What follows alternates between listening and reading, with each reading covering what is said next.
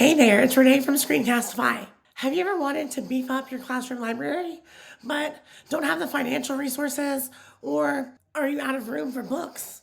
Check out this fun and interactive way for students to enjoy a variety of books when you create your very own Read Aloud digital library. And check out the templates. I've created one for a print version of the digital library and a virtual version that you can host on your LMS. Let's take a look at how to make this happen with Screencastify. Wondering where to get the books from? Here are 2 free websites that I highly recommend for Read Aloud books. The first one is Epic. The second one is the Internet Archive. With these 2 sites, you can access thousands of children's books that you can add to your Read Aloud library. Want to make your library digital and host it in your LMS for easy access for students? Here's my template.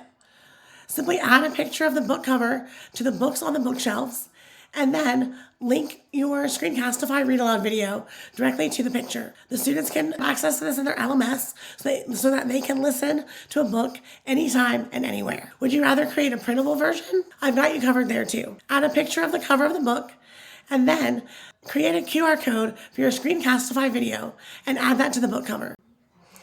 Hey there, so I've recorded my Read Aloud book. Now I'm in the Screencastify editor, and I want to show you how I'm going to edit it. First, I'm going to crop the screen so that I just get the book without everything else around it. This will cut down on potential student distractions. Next, I can zoom in to some of the text if I want to. To do that, I'll just find the page I want to zoom in on, click zoom, center my zoom box around the text, and select done. Now I can adjust my zoom to meet the needs of just that one page by adjusting the zoom bar. Keyword swing and low. Those are my editing tips for your Read Aloud book. I can also use the zoom feature to stretch out my video feed. And that way I can cut out all the little dead spaces while I was switching pages with the cut feature. If you mess up and delete the wrong part, no worries, our undo button is great. When you're finished editing, you'll want to export your video back to Screencastify. This way you can add our AI and world languages features, even a quiz if you want. Let's check those out next. Now that my video is edited, I'm ready to add all the fun stuff. The first thing I'm going to do is add my AI enhancements. Now, in order for this to work, your video has to be longer than a minute and have more than 20 spoken words. So just keep that in mind when you're recording. To enhance with AI, I'm just going to click AI Assistant and enhance video. It's going to enhance in the background.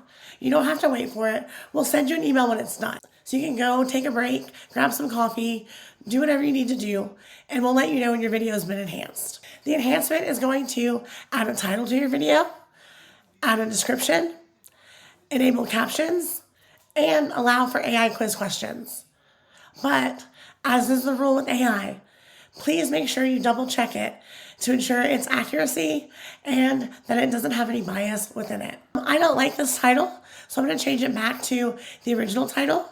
Now I want to add a quiz. I can add a quiz to my Read Aloud in 2 ways. I can add it manually by selecting the blue Add Question button, and I can add a multiple choice question, which will auto-grade, a short answer question, which you'll have to grade, or even just a note to my students. But what fun is that when we can generate questions with AI?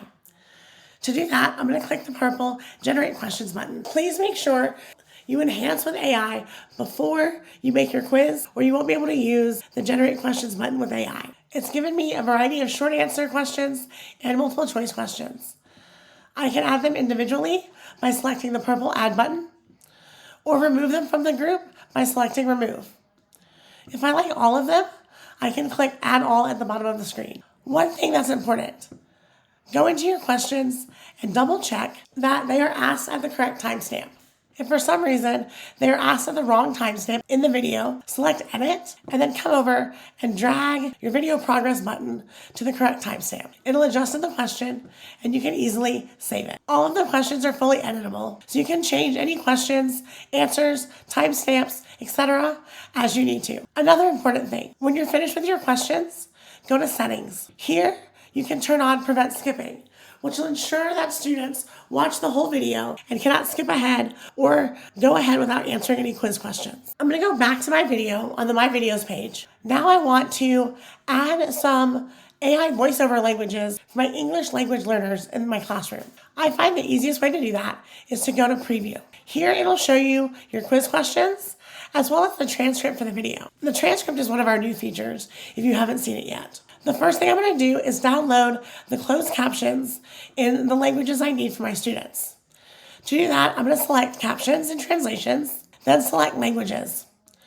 All I need to do in order to download a new language for my students on this video is select the language in the list. It'll download in the background and we'll send you an email when it's done. Same thing with my voiceover. To access my voiceovers, I'll just click the image of the person with the volume, turn it on, and then select the languages I want to download. Once again, these will download in the background and we'll send you an email when they've completed downloading. Now that I've downloaded my languages, I can change my captions and my voiceover to the language that my students need to. Have the book read aloud to them in a language they understand. And now my students can listen to the read aloud in their native language. This is awesome for newcomers, or if you're a world languages teacher, an awesome way to help with language acquisition in the language you teach. How awesome is that? Now it's time to share our video. We can share in several ways. I can share a copy of it with the teacher next door if they would like it for their library, and they'll get their own analytics from the quiz as well. Make sure you update your privacy settings if you have a quiz attached to the read aloud so that you can track the viewers and see how each student did on the quiz. You can always save these as a default for next time. Your other share options include a share link, sharing directly in a Google Classroom, or a QR code. For the two library templates, or the virtual library template, you would copy the share link and then attach it to the picture of the book in your library. To add a link, all you have to do is select the picture, click on the link button at the top, and paste the link into the box and click apply. If you added the pictures and locked them, or added them in Canva and then uploaded this as the background to your slide, you can still easily add a link to the picture. All you have to do is add a transparent shape on top of the picture, and you can easily link that shape to your Screencastify video. To do that, you'll select shapes and the rectangle, draw a rectangle around the cover of the book, come up here to fill color and select transparent. Then next to it, border color, select transparent as well. Now I can click link and paste the link to my Screencastify video in the transparent shape so that students can click on it and access the read aloud. For the print version of the classroom library, generate a QR code directly in Screencastify. Copy or download the code, then add it under the cover picture of the read aloud book. How easy is it to share your creations with Screencastify?